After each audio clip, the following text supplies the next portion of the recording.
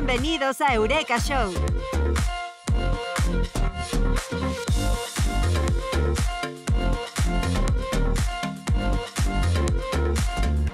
Hoy nos acompaña el Dr. Gerardo Corso. Queda con ustedes Ana Cristina Olvera.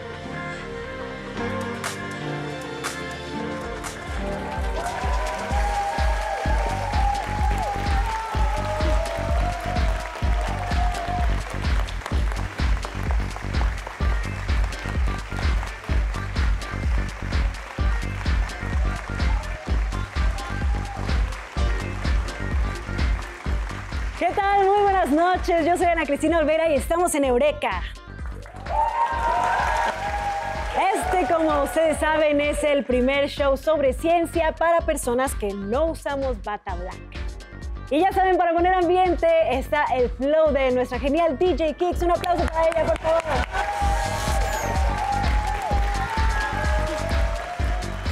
Oigan, pero primero quiero contarles. En las redes sociales leí que alguien se enojó tanto cuando se metieron a robar a su casa que en vez de comprarse un perro, se compró una víbora de cascabel. Dijo, si un perro muerde a un ratero, pues después puede salir de la cárcel y volver a robar, pero si lo muerde una víbora venenosa, ahí termina su carrera delictiva. Obviamente es peligroso tener animales venenosos, ya sea que lo hagas por tu propia voluntad o por alguna razón los tienes cerca de ti. Así que es muy conveniente saber cómo cuidarse y remediar las picaduras. DJ Kicks, ¿tú convives con animales venenosos? Sí, ya me dijeron que pues también tienes algunas personas, un roomie o alguien que pues, se la pasa criticando a gente. Aunque parezca mentira, también pueden hacerse daño con la lengua. No solamente las lenguas venenosas de animales, sino con las palabras. Es muy importante pensar antes de hablar, porque la gente nunca olvida las palabras y cómo las hiciste sentir. Si por alguna razón tienes que pedirle trabajo o un préstamo a alguien que dañaste con la lengua, podrías arrepentirte toda tu vida. Y bueno, para hablarnos de venenos, alimañas y animales ponzoñosos está nuestro invitado de esta noche. Recibamos con un aplauso muy grande al doctor Gerardo Corso. Bienvenido.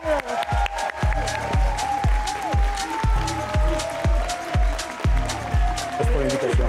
Gracias. Gracias. El doctor Corso realizó, nada más para que sepan con quién estamos hablando, realizó sus estudios en ingeniería en bioquímica industrial por la Universidad Autónoma Metropolitana, tiempo durante el cual también realizó una estancia de investigación sobre biotecnología marina en la ciudad de Tsukuba, Japón. Después terminó sus estudios de maestría en biotecnología en el Instituto de Investigaciones Biomédicas de la UNAM y con el apoyo del programa Fulbright García Robles culminó sus estudios de doctorado en la Oklahoma State University. Luego se fue a una estancia postdoctoral en el Suntory Institute for Bioorganic Research en Osaka, Japón, y como investigador asociado.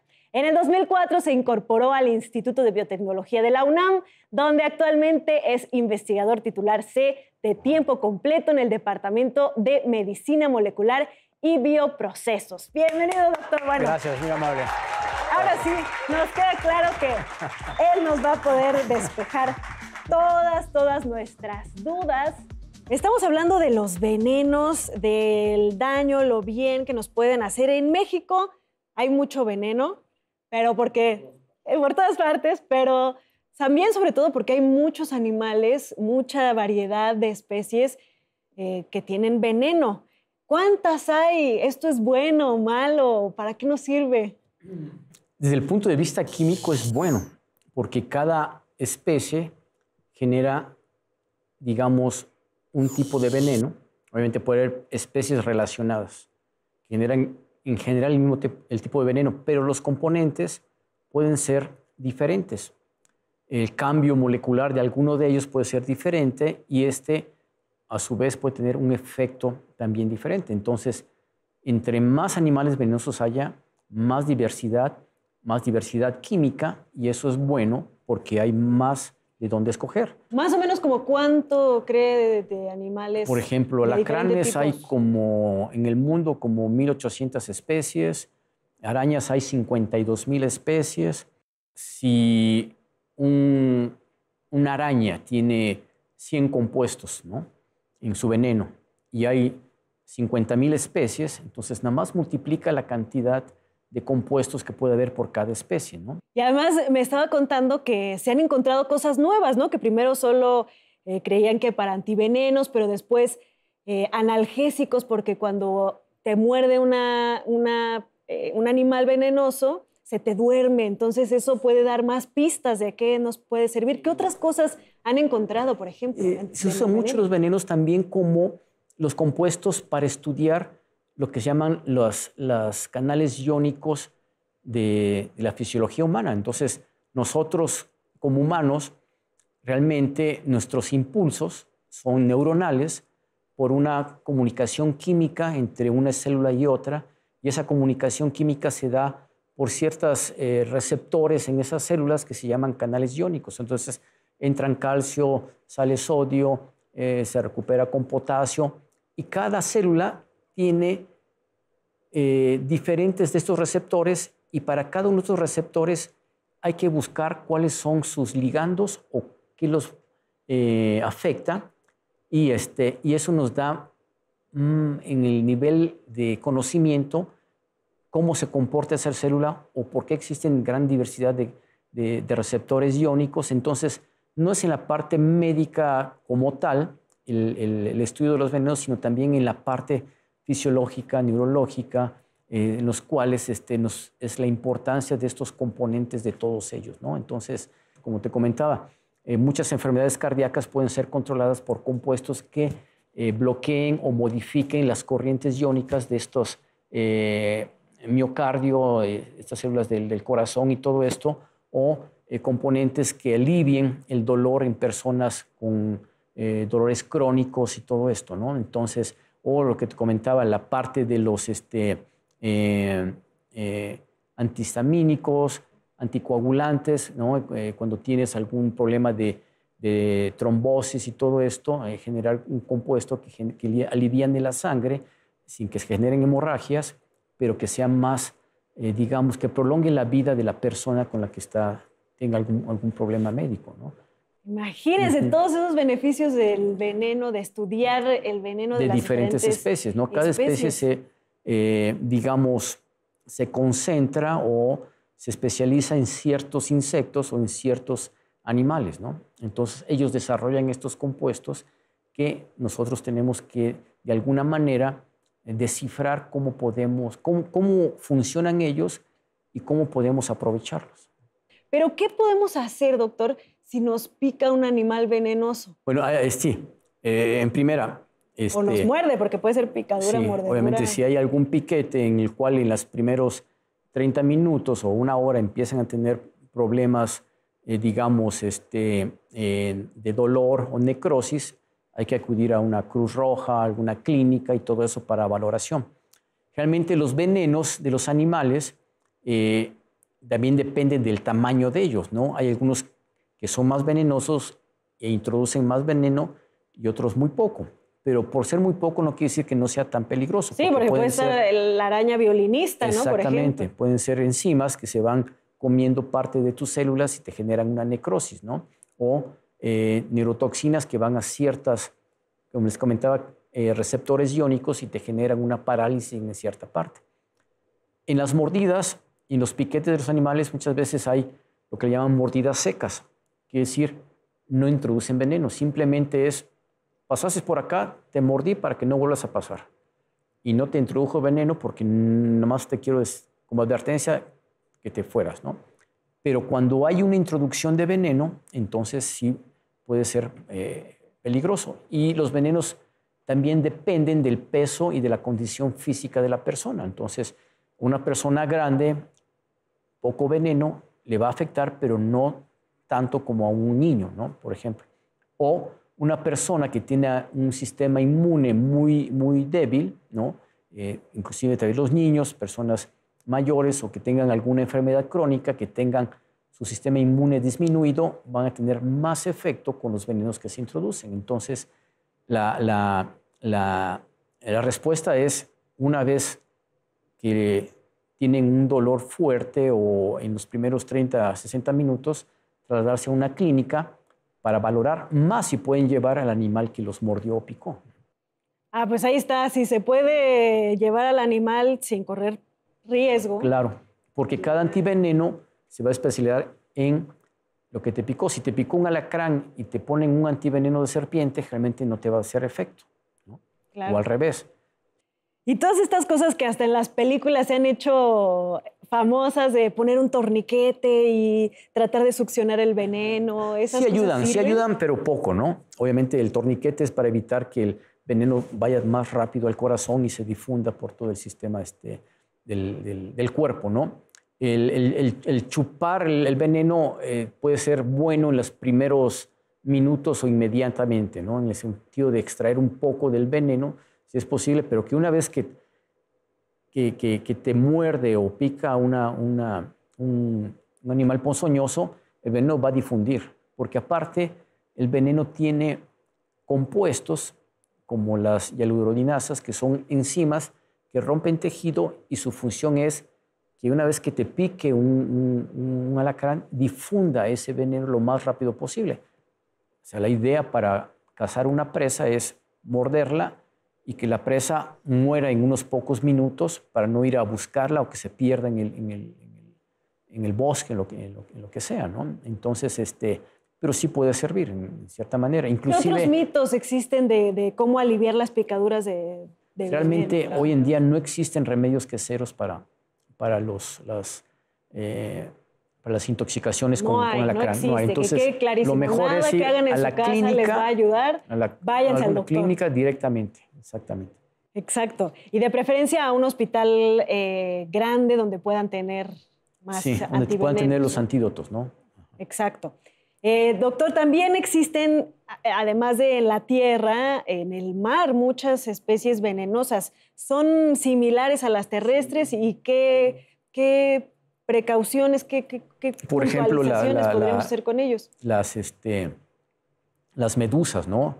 Las medusas tienen celulitas que cuando te pasan a rozar, realmente sientes un ardor tremendo y todo esto, ¿no? O el mismo pez globo, ¿no? ¿Qué más? Hay serpientes marinas del tipo de los celápidos, ¿no?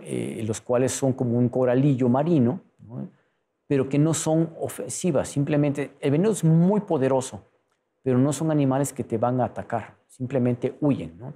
Hay muchas especies venenosas. La mayoría de ellas, como la mayoría de los venenos de las plantas, son venenos o compuestos de bajo peso molecular en los cuales simplemente la intoxicación es por absorción a través de la piel, muchas veces por alguna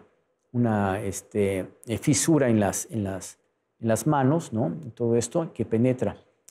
Obviamente hay animales que inyectan marinos como el caracol marino, que tiene un arpón e inyecta veneno, ¿no? Que usa para atrapar peces, el elápido marino también. Y en las plantas, realmente, por ejemplo, las plantas carnívoras que llamamos, ¿no? Entonces, eso simplemente entran algunos insectos, se marean o tienen algunos alcaloides en los cuales el insecto se paraliza y se va degradando poco a poco con los líquidos de las plantas. Pues ahí está. También hay que tener cuidado, pero no estigmatizar a ningún animal. La realidad es que la mayoría de ellos huyen, no están buscando picarnos. Exactamente. Si nos pican es porque nos metimos en su camino, como todo lo malo que nos pasa con respecto a los animales. Es porque les estorbamos. Exactamente. Perfecto. Muchas gracias, doctor Gerardo. Muy, muy interesante este tema. Podríamos seguir hablando porque nos faltaron las plantas. No hablamos de muchas plantas que también son venenosas. Pero, ¿saben qué es la infodemia? Estábamos hablando también de este tipo de veneno social. Es un término que surgió durante la pandemia para designar al exceso de información que hace difícil encontrar la información confiable y verídica.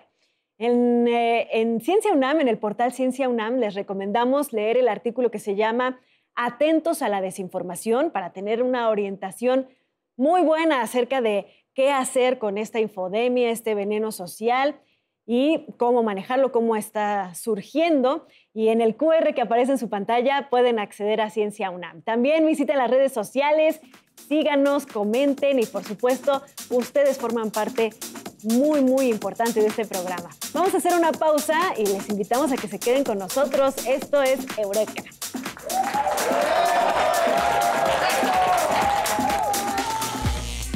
Hoy en día es muy frecuente estar expuesto a noticias falsas, tanto en discursos públicos como en notas que circulan en la red, por lo que es necesario poder comprobar la veracidad de lo que escuchamos y leemos. La plataforma Verificado plantea una propuesta de periodismo de investigación. Con este fin, ha implementado una metodología de 5 pasos para comprobar la veracidad de las declaraciones o publicaciones. 1. Elegir un contenido para verificar dónde se analizan discursos de trascendencia o tendencias en Internet, que contengan datos históricos, comparaciones o estadísticas. No se toma en cuenta promesas ni opiniones. 2. Consultar a la fuente original. Al identificar de dónde proviene la información, se puede conocer la legitimidad de esta. 3. Investigar y contrastar el contenido. En este paso se compara la información con otras fuentes. 4. Colocar el contenido en contexto. Es importante analizar las circunstancias que rodean cada discurso o contenido. 5. Calificar la verificación. El veredicto se realiza de acuerdo al resultado de la investigación. Uno de los servicios más útiles que ha realizado Verificado es la comprobación de diversos rumores ocasionados por la pandemia. Un punto importante de su labor es que realizan sus verificaciones sin discriminar por motivos de orientación partidaria, ideológica, sexual o étnica. Para visitar su página ingresa a verificado.com.mx.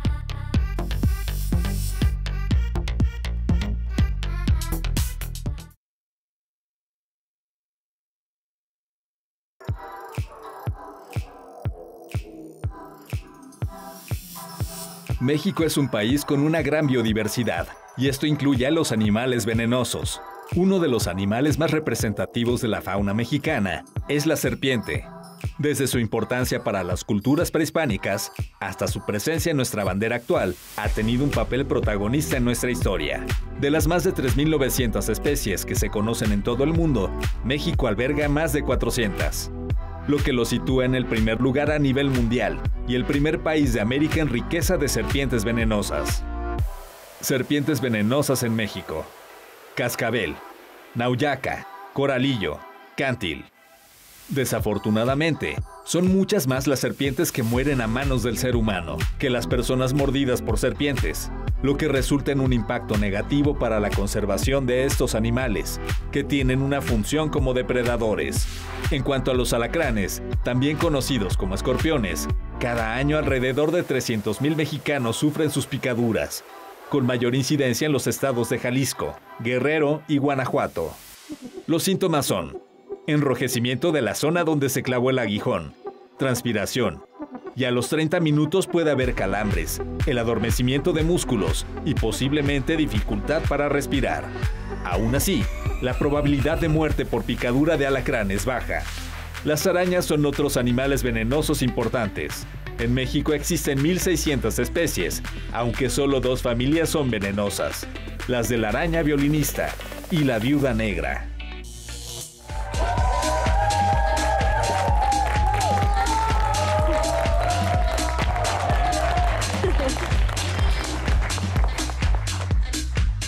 Gracias por seguir en Eureka. Y oigan, así como existen los antivenenos que nos estaba contando el doctor, que se generan a partir del veneno, etcétera, ¿ustedes creen que puede haber gente antivenenosa?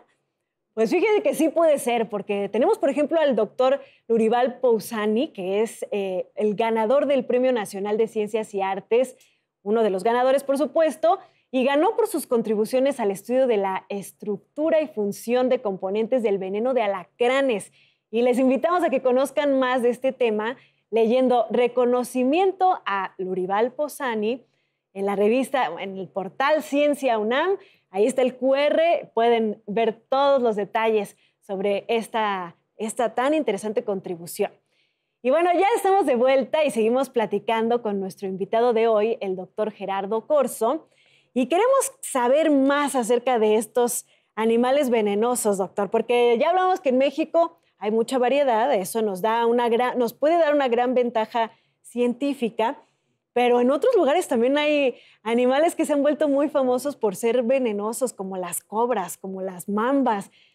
¿Qué otros animales existen en el mundo de este tipo y cómo podemos compararlos, por ejemplo, con los que hay aquí en México? ¿Estamos en qué condición con respecto a otros países? No, en México tenemos muy buen, digamos, avances en el conocimiento de venenos, producción de antivenenos y todo eso. Pensamos que en la UNAM y otros centros, en Puebla, en el norte de México, en la UAM, en el Politécnico, hay mucho conocimiento sobre venenos y sobre su inmunología también, ¿no? Comparándonos con otros países, por ejemplo, otro país muy fuerte en el estudio de los venenos es Brasil, en Sudamérica.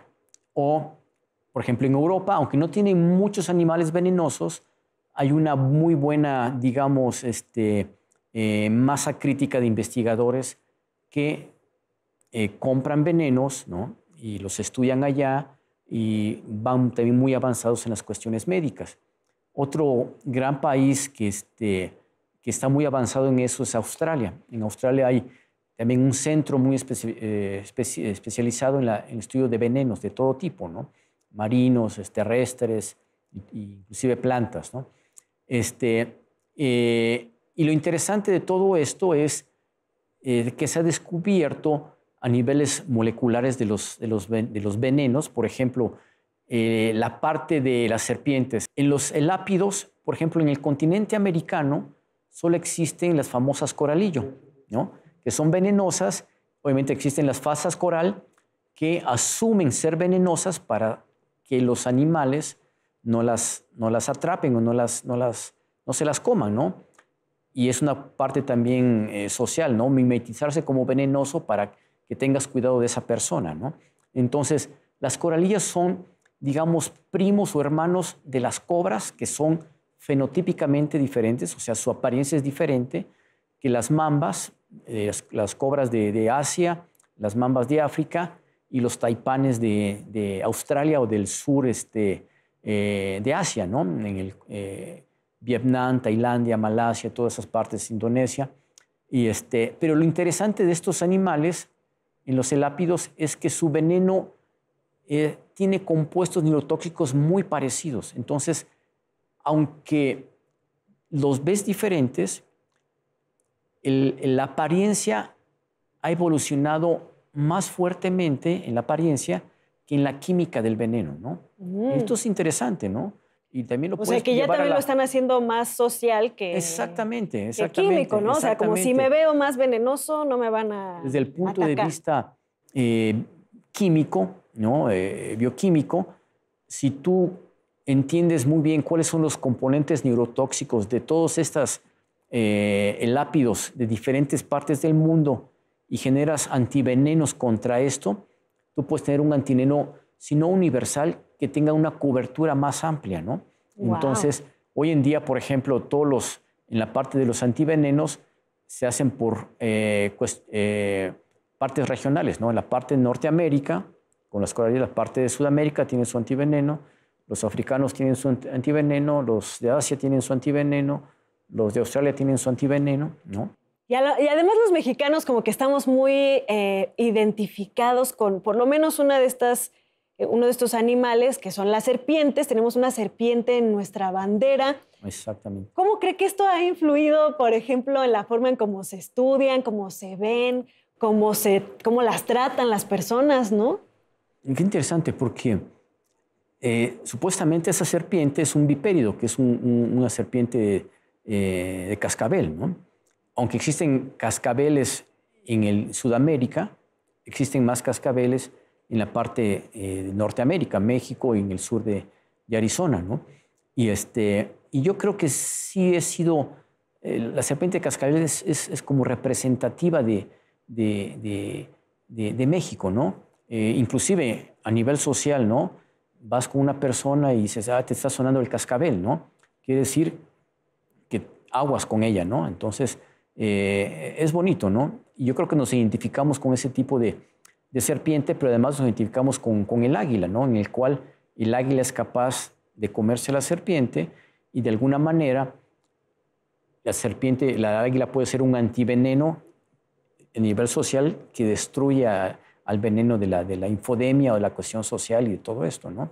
Entonces, yo creo que nos estamos plenamente identificados, ¿no? Como la serpiente que ofende y el águila que contrarresta, ¿no? Muy bonita analogía. Y cuando ustedes trabajan con niños y niñas, nos está diciendo que las niñas y los niños pueden ir al laboratorio. Sí. ¿Cómo funciona esto y qué cambio ve en la forma en la que estas personas jóvenes ven a animales como las tarántulas y lo que los venenos pueden hacer? Lo mismo que pasa con una persona que siempre le tuvo miedo a las arañas o a los arácnidos o a las serpientes. Una vez que las ve y se siente valiente para tocarlas y todo eso, totalmente cambia, ¿no? Entonces, en el instituto tenemos lo que llaman, visitas. Cada año en el instituto hacemos lo que le llaman puertas abiertas. De puertas abiertas, exactamente. Entonces, no solo la parte de los venenosos o del consorcio de venenosos donde trabajamos, da muestras o enseña a los niños cuáles son lo que estudiamos y cómo acercarse a ellos, sino también la parte de la gente que genera plantas, los microbios, la microscopía y todo eso. Entonces es un ambiente científico muy bonito en el cual están invitados a esto de las puertas abiertas. Si alguien tiene temor a los arácnidos y todo eso, simplemente acude y que se los muestren, y si tienen el valor obviamente su vida va a cambiar, ¿no? Doctor, muchas gracias. Bueno, cada año se producen más de 5 millones de mordeduras de serpientes venenosas, alcanzando alrededor de 100,000 muertes. Pero en el portal Ciencia UNAM estamos presentando un artículo que se llama Antivenenos más efectivos contra la mordedura de serpientes peligrosas, donde vas a aprender más sobre el equipo de biotecnológico del doctor mexicano Gerardo Corzo. Precisamente ahí van a poder saber más de lo que él hace y que diseñó una asombrosa neurotoxina antiveneno. Así que ahí pueden leer más en el portal. Muchas gracias al doctor, muchas gracias por esta participación. Kix, muchas gracias. Y bueno, hoy aprendimos mucho sobre venenos, colmillos, animales ponzoñosos, pero también sobre otros venenos sociales. Y queremos seguir aprendiendo, por eso les invitamos a que nos acompañen en una próxima emisión de Eureka, el programa científico para personas que no usamos bata blanca. Nos vemos en la próxima.